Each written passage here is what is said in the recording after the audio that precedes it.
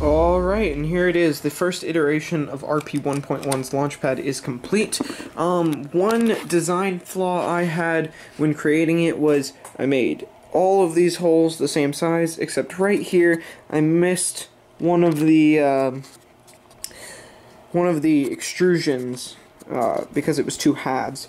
The other thing is the printer was doing great, and then it started to mess up at a certain point. Not really mess up, but just the print material is very thin, so the tops of these are very thin. I do believe this will work. I think I'm going to have to sand this out a little bit, because right now, all of the fins just kind of go in, but then on this one, it locks in.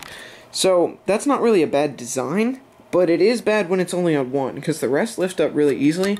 But if I were to try and pull the rocket right now, it's going to... It pulls on that one a little bit more. You can watch that again. Hold on, let me get this seated. Yeah, so if I pull, it sticks on that a little bit. So, while the engine will definitely be able to overcome that little bit of friction, it's going to tip the rocket a bit, and then it's launching this way and going way over there. So, with a little bit of work, I do believe I can get this to work. Also, these supporting rods that support the different towers, they're definitely good, but if I squeeze the two towers together, they're doing nothing. I mean, they're 3 layers thick. I mean, they fall apart really easily. They are extremely weak, so if there is going to be a version 2, those either need to be beefed up or just gone away with, because those struts, they look cool and functionally would be great, but right now they're just looks because they're absolute trash. They start off great here. They're really nice and bolstered on the sides where they connect, and then it just gets so thin it's not even really worth having. It screws into the plate very well. All in all, the main design is great. The section of aluminum right here for heating purposes, the screws go in great, and the board is great. So whenever we do go to replace this 3D printed unit, again, we'll just unscrew these 4 screws, line up the new one, and screw them in again. So I can already start working on the next version of this, but I do, at this point, think, because this took a decent amount of time to print, it took a good amount of filament, if I can get this one channel sorted out, because the rocket fits on it very well, it's seated very well, there's tons of room under there to get the igniters up to the engine. Like, all in all, it is a good design. I do believe RP-1.1's first flight, or RP-1's second flight, RP-1, the .1 version, which is in this current configuration with its current updates, will be flying on this launch pad, I believe. This was, again, just a test launch pad. It only has 2 screws holding it in. There's markings everywhere because it was a test. Just went ahead and used the failed 3D print to get some tests going.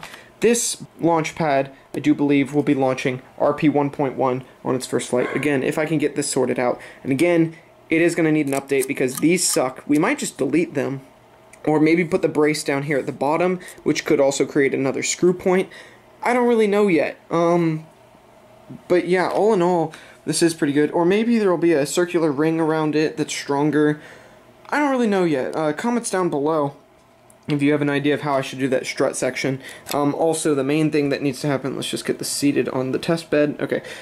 The main thing that needs to happen is I need to get this extrusion figured out on the actual model. So if I go to print this again, it won't do that. And I might also, instead of printing it on the i3 Mega, which is what it did print on, that's the older version, I think I should print it on the Mega S because it's a newer, better printer.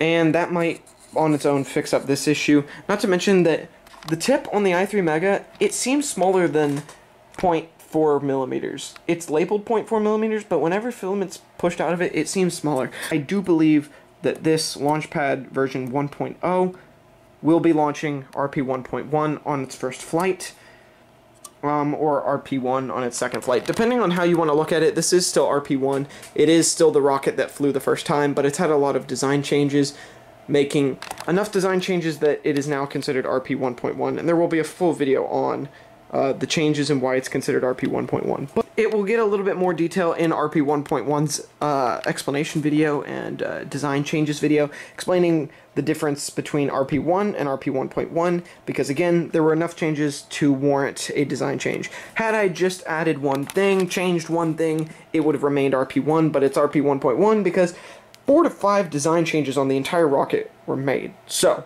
there will be a video on that. But thank you guys for watching the build video of this. I hope you enjoyed, and I will see you in my next video. Peace.